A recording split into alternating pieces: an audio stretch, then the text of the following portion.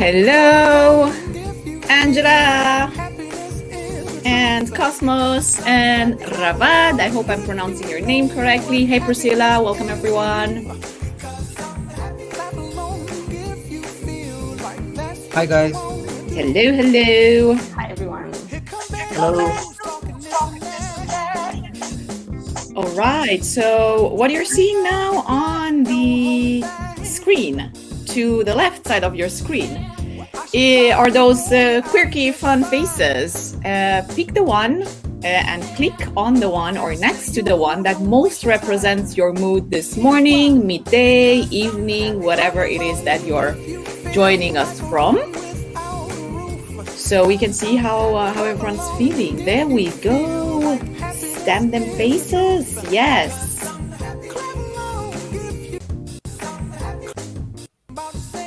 All right. Some happy faces, some smiley faces, some shocked faces. Ooh, what's happening with the music? Is the DJ messing up with the playlist here? Let's also have a look at the react button to the left side of your screen. Give me a thumbs up if this is not your first time in Butter, and give me a thumbs down if this is the very, very first time that you're here. And I know some of you are not. Okay, yes. So majority knows what Butter is. We have a couple of Butter newbies. Welcome everyone. Keep them stamps going, and I am going to kill the music and welcome everyone in. If we haven't met yet, and I think I met almost everyone, probably up to one or two people. My name is Ana Maria. I am leading the Butter Community Project. I'm having the time of my life because I get to hang out with cool people like you every single day. How awesome is that? And before I introduce our hosts for today and tell you a bit about this new type of event we're launching with the community, I do want to mention that the session is recorded. We like to democratize learning. We believe that everyone should learn and be able to learn to be a facilitator. So that's why we're making our sessions, almost all of them, available for people to take inspiration and develop and grow. If you feel uncomfortable with that, feel free to keep your video off, pick a cute avatar, and chat with us in the chat and using the reaction. I am joined today by two awesome community members, and they're not only going to be our two hosts for today's session, but they're also going to be the two ladies that are reviving, resuscitating what we call the Facilitation Sandbox. These are sessions that anyone in the Butter community can use to run a workshop, an activity, something they haven't done before in a safe space and get feedback from peers. So these sessions are not about perfect things, perfection, experts. These are purely fun, curiosity, experimenting, trying things out, and learning from each other. So with no further ado, I want to welcome Andrea. Give us a hello, a wiggle finger. There we go. Hey, Andrea.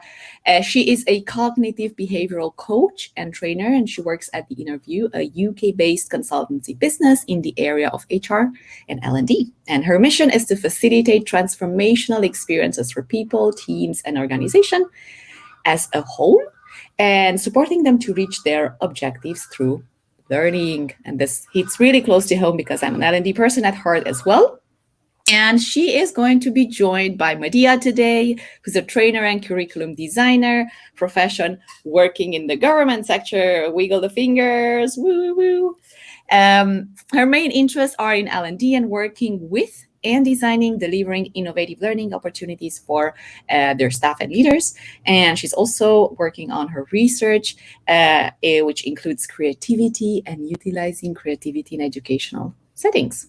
Ladies, thank you so much for kicking this event series for the community and taking the stage for us today. And I can't wait to see what you have in store for us. Over to you. Lovely. Thank you, Ana Maria, for this great intro. Hi, everyone. Welcome to the Sandbox one more time. It's really awesome to have you all here. So let me share my screen. I'm going to tell you a bit about what we can expect today. So basically, you're going to be invited to have two roles today. As participants, you're going to engage in some activities that are meant to help you craft your job more deliberately, because this is a journey into job crafting that we're trying to have here. And we're going to dive into that in just a minute, just to see, just to play with some strategies that can make your work better, lead to better results, or to increase satisfaction. But on the other hand, as facilitators, we're inviting you to reflect on these activities, to think about how and why they might work, so that we can have a debrief at the end and maybe see how we can improve them. And for your context, the reason why I'm hosting this session is that I've helped people on an individual level to craft their jobs more, but I haven't worked with this topic in an open course format, which is why I'm really interested in seeing how this might work with a live setting like this one, with diverse people that are together and work collaboratively to see how job crafting can work for them. So I'm going to ask you to be really engaged today. To feel free to jump in with any questions or comments. Use the reaction buttons that Anna Maria mentioned, and keep it really informal and fun. And with that being said, I want you all to do a quick poll. What you're going to see on the screen is a list of actions that people take in relation to their work. And please take a moment to reflect on the past month and choose all the actions that you have taken when it comes to your job. And I'm going to leave you a moment to answer the poll and then start our discussion.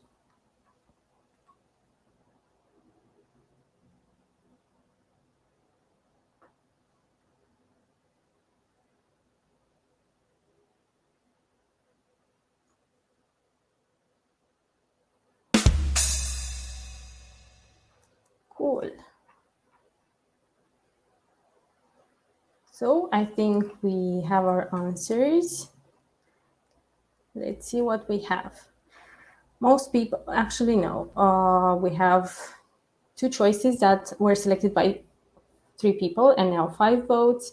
Learn new things. Yeah, most of us have decided to learn new things.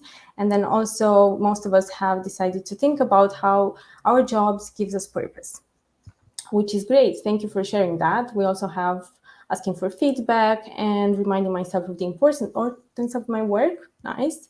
Or asking to be coached or mentored. Yeah, so quite diverse strategies we see here. I'm going to close down the poll. Thank you again for responding to it. I'm going to move us now to a mirror board where we're going to interact throughout the rest of the session. Because that poll was basically just a glimpse into some of the ways that job crafting works, right? Those are some of the strategies or some of the behaviors that may fall under the umbrella of job crafting. And let me present this so that you know what you're going to see. Feel free to move around the board, but yeah, we're also going to have a few minutes at the beginning where I do a quick dive into the concept of job crafting, just so we're aligned and we work on the same page. The main idea behind job crafting is basically that it's a way for us to improve our experience of work. And why does it matter? Well, because considering the complexity of work today, it's linked to all of us, right? And on the other hand, we have made work an integrated part of our lives. And we often identify with work that we do, which is really big in my opinion. And this has the potential to change ourselves, right? To transform ourselves and the communities around us to a really deep level. And this is great because it shifts the power to us, right? We're in control to change the experience of work. And job crafting comes in right there because it allows us to personalize our experience of work. So think about it as a bottom-up process. It stems from the individual. It happens everywhere, even in the most controlled environments like the army or any organization that has strict procedures and processes. And this happens because it's in our human nature to personalize what we do, right? To control what we do and to take ownership of our experiences. And basically, because it's deliberate, you're going to benefit the most out of that, right? All the changes that you want to take to personalize your experience of work are going to benefit you, but that doesn't mean that the company or your team, that doesn't mean that they won't benefit as well. On the contrary, they tend to have a lot of positive results, including satisfaction, skill mastery, a better career trajectory if you think about it long term, and also a better job person fit and better retention if you think for results in terms of the organization, right? And the changes that we're going to do in terms of how we choose to craft our job are supposed to last, right? So the improvements that we want to focus on are supposed to last. And I'm seeing a comment here that you're supposed to look at this section of the board. Can you see my my presentation here in the mirror? Andrea, can you summon us again to you? Because probably some of us we can freely move into the mural. So just summon us, call us to you. Yep, I'll do that right now.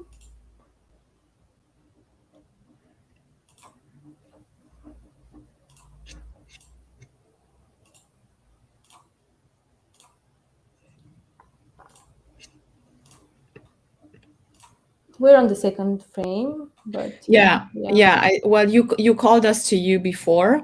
We're on the second frame, which is called an integrated model, Rabat. But everyone can move freely, so that's why if you're moving away, then you're seeing something else, basically. But that's where we are. Yeah. Have I answered your question? Is everyone on the same page now? Cool. So I'm going to go back to this model here. Thank you so much for bringing that to my attention. I'm just going to zoom in at times to a particular area of the board just to highlight a certain point that I'm making, right?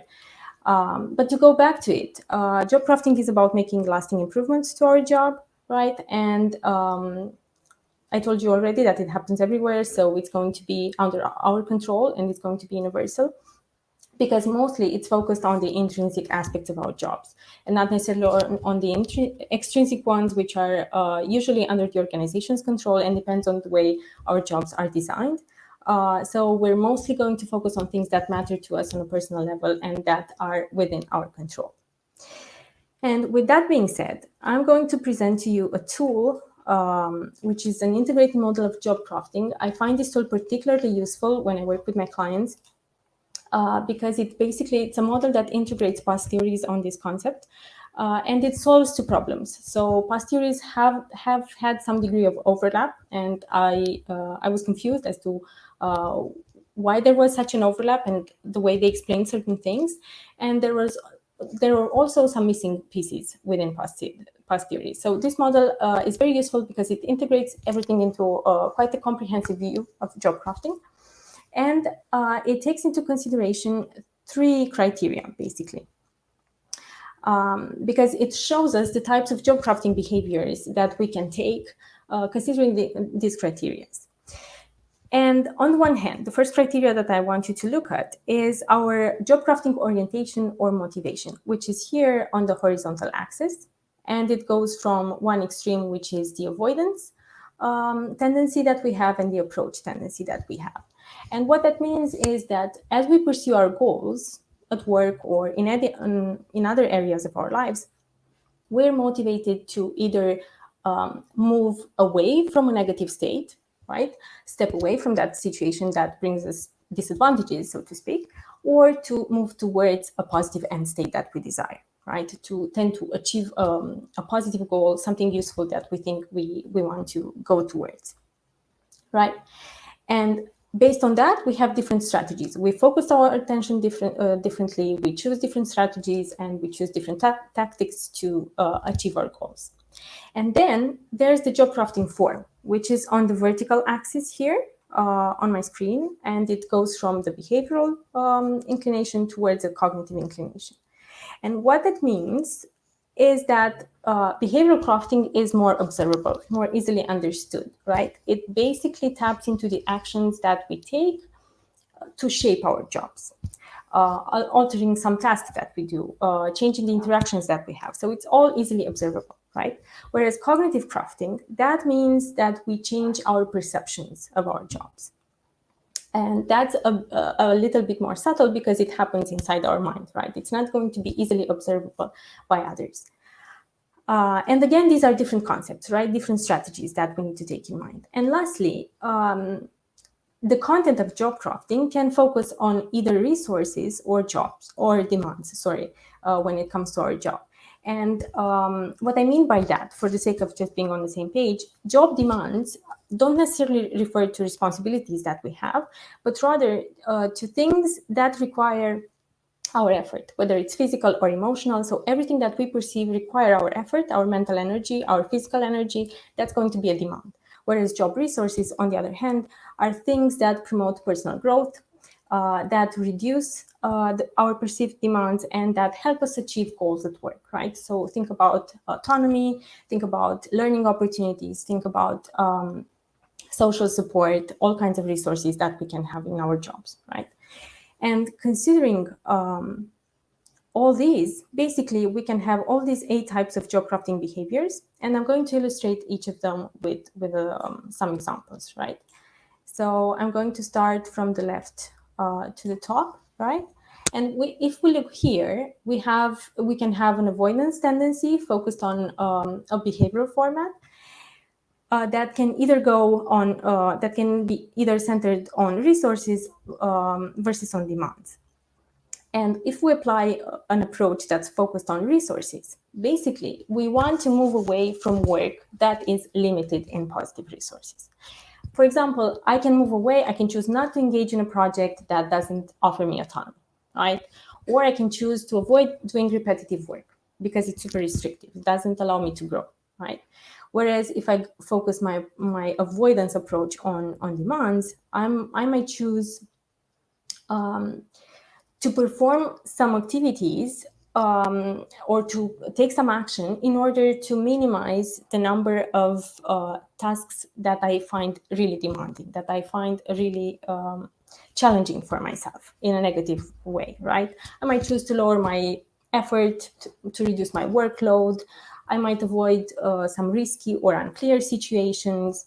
I might even unload the responsibility to others, right? Delegate some of my responsibilities to others. So that's an avoidance approach. That's how it looks like. If I go on the cognitive way in this box that's focused on a cognitive type of job crafting and an avoidant type of job crafting behavior, that involves mentally withdrawing from tasks that I perceive to be very difficult, right?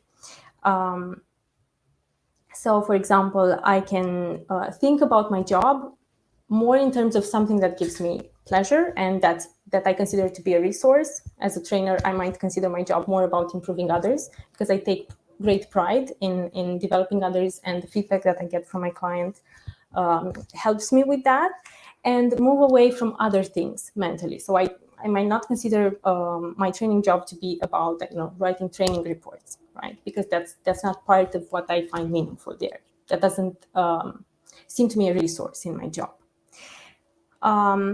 And if I choose to focus on demands, then I'm going to downplay the importance of some certain things that challenge me, right? Again, offloading the responsibility to others, thinking that that's not part of my work, but it should go to others. And the idea is to completely distance yourself mentally from a person or a situation at work that's really demanding, that really exerts a toll on your resources, your mental resources, your mental energy. Let me know if you're still with me. What do you make of this?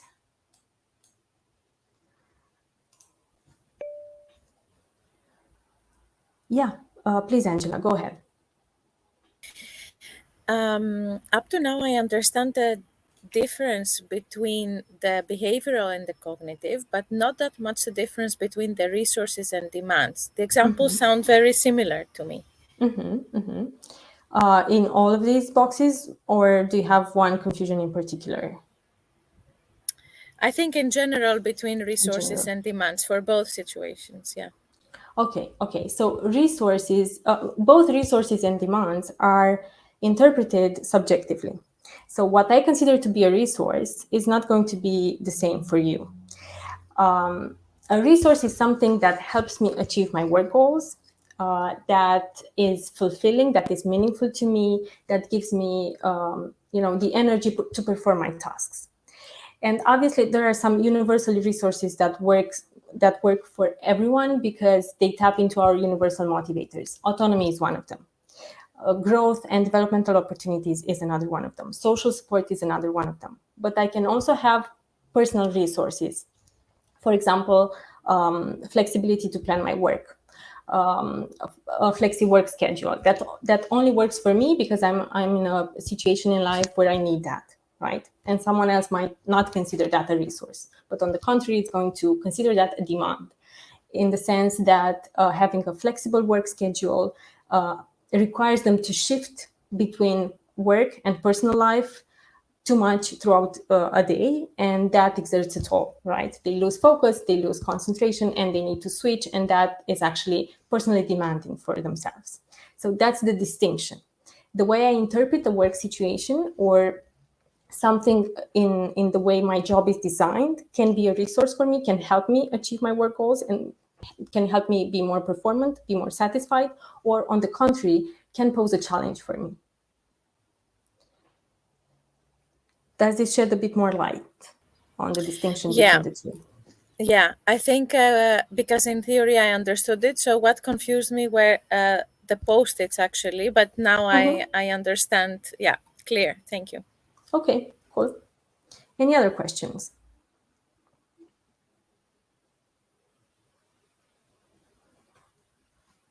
Cool. Then I'm going to move to the right side, which is actually the beautiful side and the good side of job crafting. And I'm going to explain in a minute why. And let's take a look now at this approach here that's focused on a behavioral format of job crafting. So if I want to choose to increase my resources at work, I might going to take some actions to maximize their impact, right? I might choose to gain more autonomy in my work because I like that, right? I might choose to engage in projects that allow me to develop my skills, right, in order to grow. I might choose to engage differently with customers, for example, to develop better relationship with my customers, because that's something that I find more meaningful, right? To have positive interactions in the workplace. So basically, if I want to focus on resources here, the idea is to take actions that are supposed to maximize their impact. And we can, seek feedback. We can seek feedback from others or look for advice from colleagues. There are all sorts of types of actions that we can take to increase our job resources.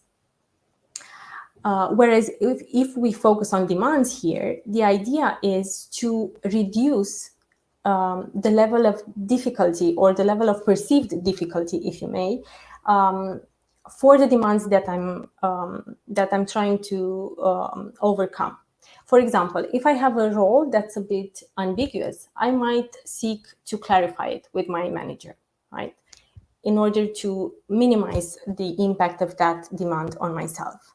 Or I might adjust priorities, right, to improve efficiency.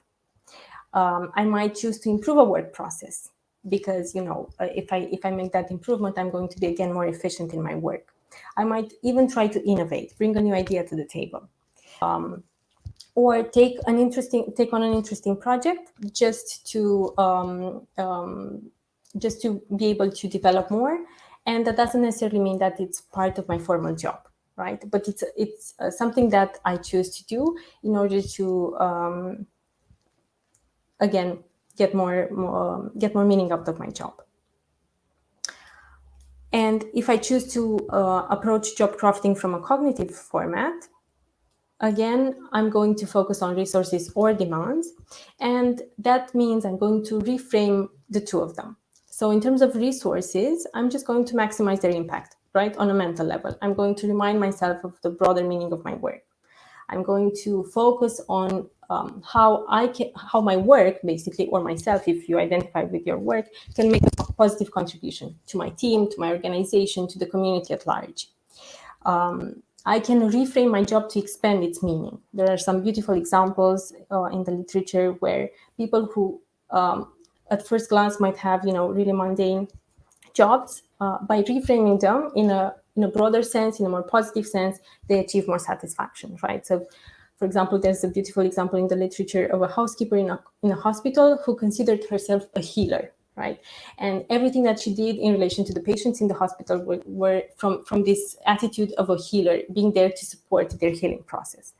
So basically, it's all about paying attention to the positive things that your job brings to yourself or to the community at large. Whereas if you focus on demands, again, you're going to downplay their importance and look for the bright side into it. For example, you can interpret a negative feedback as a growing opportunity for yourself, rather than just take the criticism out of it and see it as a flaw in yourself, or something that you need to not keep doing in the near future. Or maybe you can interpret a complaint from a client again as in a positive manner, so that it can help you grow, and things like that. Look for the bright side in the demanding situations that you encounter at work, or at least have a balanced view about it.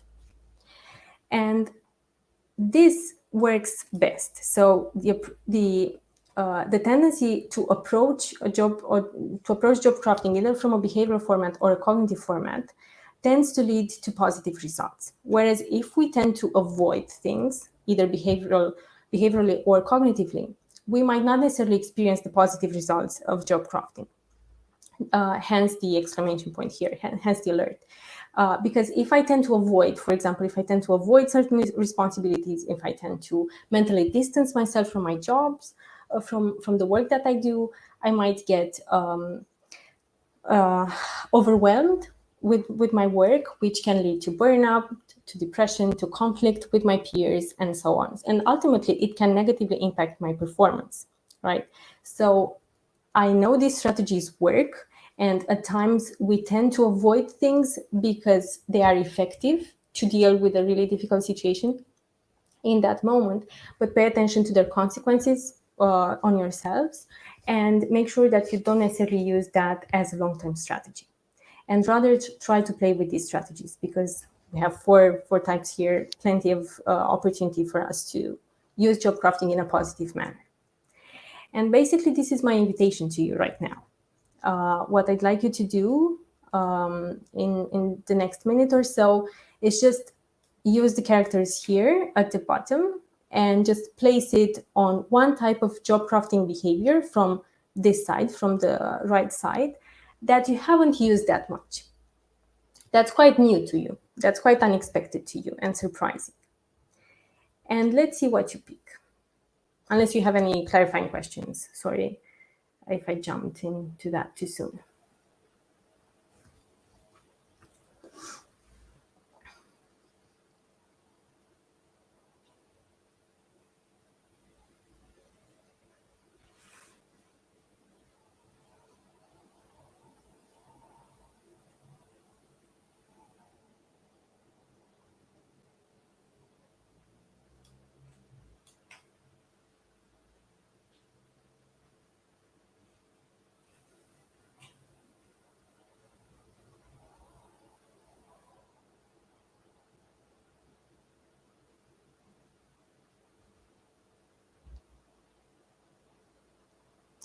So I see some movement of word. That looks nice.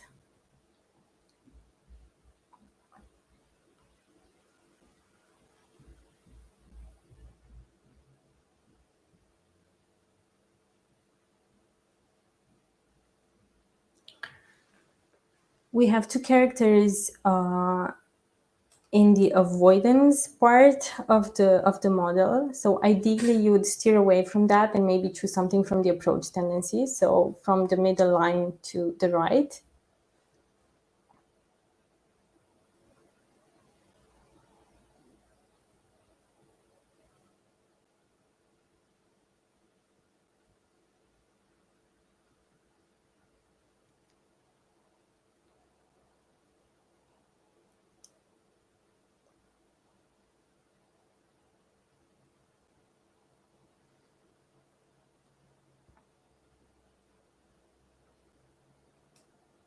Cool. So has everyone made their choice? Are we all on the board? Looks like it. Cool. Thanks for reacting. Then, my invitation to you is to work with that type of crafting that you've just selected and come up with a job crafting plan of your own. So basically, you're going to work in pairs, and I want you to help each other come up with a job crafting goal in order to implement that type of crafting that you've just selected. Mention a few key actions that are going to help you achieve your goal there, right? How exactly are you going to accomplish your goal, basically? And also anticipate some positive outcomes out of your plan, right? What results do you hope to achieve by implementing that type of job crafting behavior that you've just selected, either for yourself or for your team or your company? So the idea is to collaborate with each other, to do it in pairs. You're going to have 20 minutes in total for that, so 10 minutes each. And let me know if that makes sense to you, and if we can assign you to breakout rooms. Cool. So, Ana Maria, can you help me with the breakouts? Yes, I can. So first of all, for Simi and for Priscilla, Yeah. we're going to put in the questions in the chat for the two of you, and we'll try to pair you with someone who has access to Miro. You don't need to have access. You can just have a conversation without putting stuff on the sticky notes. That's what matters. So if you're on mobile, I wouldn't stress about that. I can jump in a breakout room with them. Yeah, so that's fine. And then let's have a look at the breakouts.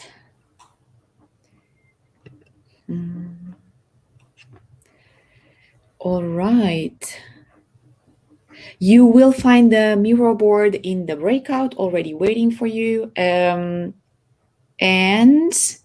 if you need any help, if something is unclear while you're in the breakout rooms, make sure to find it's like a hand icon on the right side of your screen, and that's asking for help. So we'll pop in the room with you and support you with any questions you have. Otherwise, we'll see you in 20 minutes. Is that correct, Andrea? Yeah. Perfect. Have fun.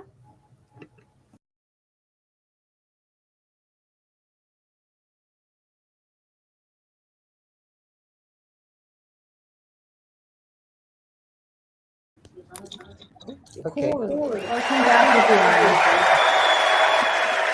everyone. I hope it's been a good ride.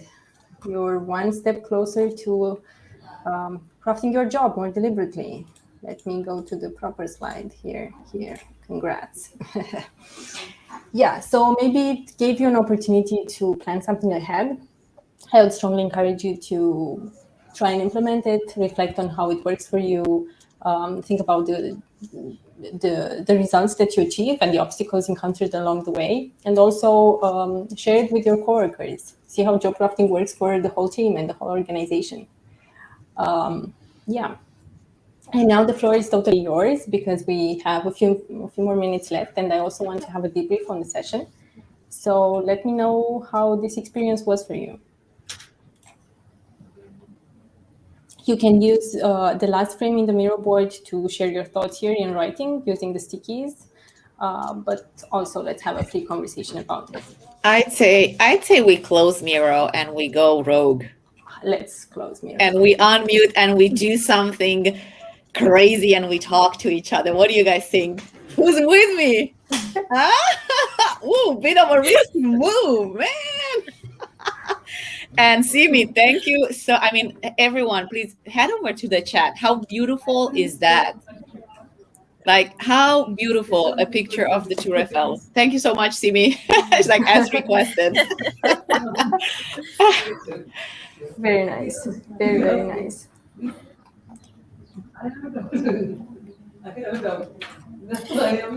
One thing that came up from the conversation with Rahwa that I think is very important to mention is how indeed difficult it is to move from the left side of the model to the right side if your whole life you've been on the left side. And then it has become a pattern, and then you don't get what you want, but it's comfortable, right? It's what you know, and the more you keep doing things, the more you prove yourself that, oh, I was right. So you keep doing them and believing them. Yeah, it's a self-fulfilling prophecy. That's so true. And there's definitely the benefit of, there's benefits in avoidance, at least short term, right? And there's and I know you mentioned that a little bit, and you said to be careful for long term. But sometimes there are areas in my life where there's a long term avoidance, life habit that I have, and so we touched on that near the end, and I don't know what are some of the bridges that we can keep in mind about moving towards behavioral and cognitive approach strategy. So it's obviously super personal and super embedded within the context. Thank you for being so open and talking about this. Really, there's no perfect recipe for it.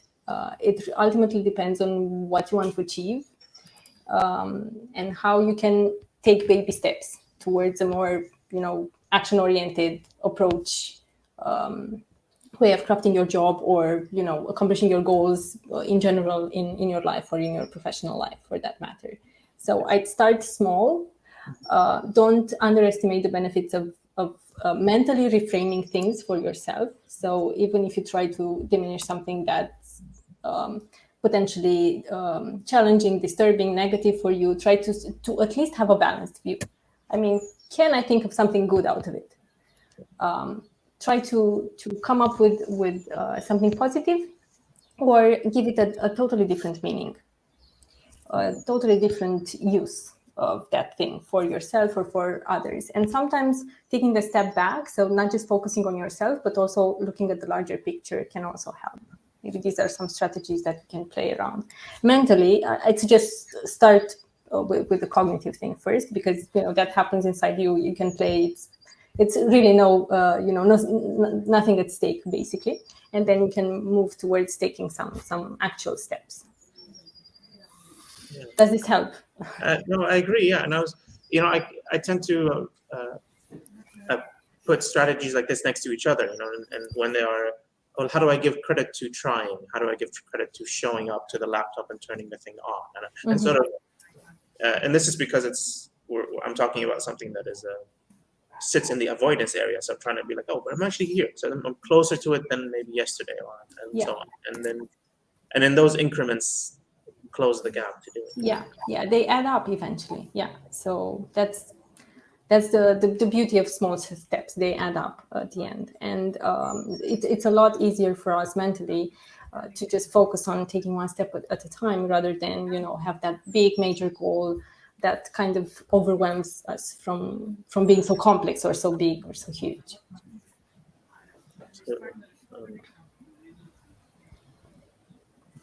Absolutely. I really appreciate that you shared this model. I'd like to test out some of the framework and see where do I map around myself, in which side, and how can I take some steps. So I really appreciate that.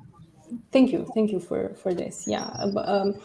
I love it, actually, because it's structured. It gives you a structure, but it's also super flexible, because you can create lots of puzzles with every piece there, and you can be super personal, super creative and flexible about it, and play around with various strategies. I want to add something, and then Cosmos, I'll pass the mic over to you, because I realized from my own experience with my past jobs that the culture of the company, and especially your direct manager, it can make the whole job crafting experience very enabling and easy for you, and you can take big steps and make big changes, things that are visible, or it can be very disabilitating and very blocking, and you will have that. Then the struggle is in this: how do I make these small things? Because if you feel that you're not allowed to, then in order to protect yourself as an employee and your state, like everything, it's a fight. You want to change, but you can't, because you have to hold yourself to the status quo. So then the challenge becomes in, how do I find those tiny little things that hopefully no one notices besides myself, and I'm having a better time at work. So I think that we shouldn't underestimate the culture and the manager and what is allowed or frowned upon. And Cosmos, over to you for your question. Yes, thank you. So I was just curious, what type of rewards can we use to kind of like reinforce these small behaviors on the long term in order to keep them going, to keep them flowing, if that makes sense? Can you think of perhaps some self-rewarding mechanism that we can use?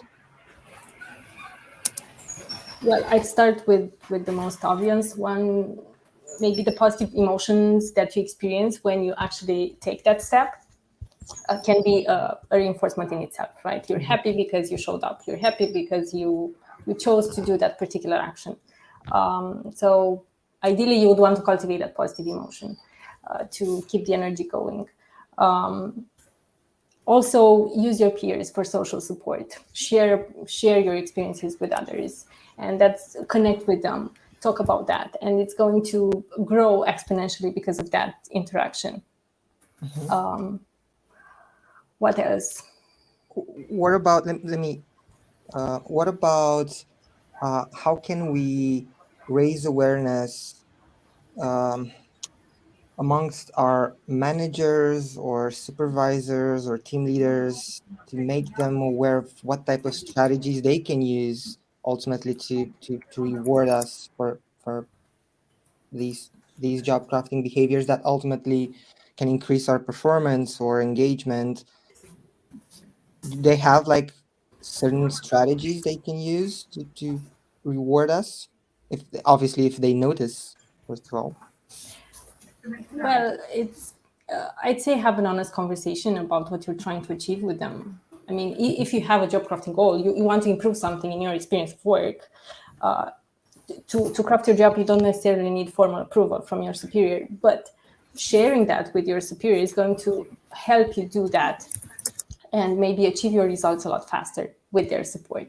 So maybe talk about your goals, explain what you want to do, what you hope to achieve, and maybe even ask for their feedback or for their support. Maybe you need something from them, and you can specifically mention, I need some praise at the end if I manage to achieve that. This is something that I'm interested in. I want to engage in this project because I hope to develop this skill, and this is maybe going to help me with this. With a different set of responsibilities that I already have, and this is how my performance is going to be improved. So hopefully you're going to see that as well, and help me with that. Thank you. Road, please go ahead. Oh, it just reminds me of a comment that came up in our breakout room about if sometimes seeing if there's a certification of some kind, whether it's online or anyway, about it, if it's about, because we talked about upskills, like demands, one of the notes says develop the skill, use it as growth. And so we said, okay, maybe if they're not realizing how valuable this is, if I maintain that this is valuable for me and this is something that, okay, they're not getting excited about it, but maybe if I can get to a point where I have like I think that like, I've completed a course in this, or whatever, in some way that gives a paper or whatever that makes it visible to them, and the value can be communicated after that achievement in some way that helps sort of maybe start curiosity on the other side as to why that is valuable and why do you think that would be useful. Because work environments in my experience, tend to wonder why something is necessary, not big. If it's a curiosity, they feel the person is curious about a skill development. They wonder why this resource is there. So I struggle in paraphrasing that to them. So I guess being mindful about that could be in whatever work culture. And Anna Maria, you mentioned very clearly that work culture is very important in how that diminishes or amplifies this direction. Yeah, totally. The context is going to shape our behaviors. at work and outside work as well. But we do have a certain degree of agency, a certain degree of control. So it's a two-way street, in my opinion. The environment shapes us, but we also shape the environment. And I've seen, quite restrictive cultures, but if people take responsibility for their own actions and for their own well-being at work, and they acknowledge it and they recognize that and they speak freely about it, slowly things start to change.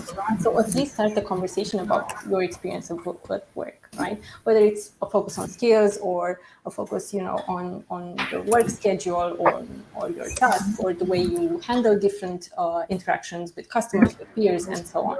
Just talk about your needs and what you hope to achieve, and also have the company's perspective in mind too. So focus on yourself, but also on the company, because there are some business goals that we need to achieve. We are at work ultimately. So performance does matter. In my opinion, job crafting is supposed not only to help you be happy at work, it's not just about that, it's also supposed to make you more efficient and productive and basically get better results.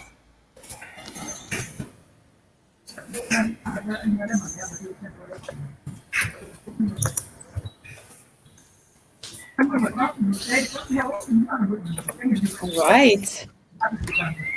We're at time, 7 minutes over time. To be more precise, I want to thank Andrea and Maria for putting the session together. I want to thank them for starting this new type of event, this new type of session. And I want to extend an invitation to anyone here who would like to test out something, see how it works. Andrea took some valuable lessons today for when she's ready to run this show for at work and ready to impress her clients, right? And for us, she definitely brought a great model, great insights, a very interesting conversation. Thanks everyone for joining and for putting our heads together to figure this job crafting things out. Definitely an hour is not enough. I think that's the major lesson for today. Totally. It was nevertheless beautiful. We'll share the Miro board with everyone so you can snoop around afterwards. And happy job crafting. What can I say? Enjoy the rest of your day and hope to see you very soon. Thank you so much, Andrea. This was awesome. Thank you, guys. It's been lovely. Thank you, Andrea. Bye-bye. Bye.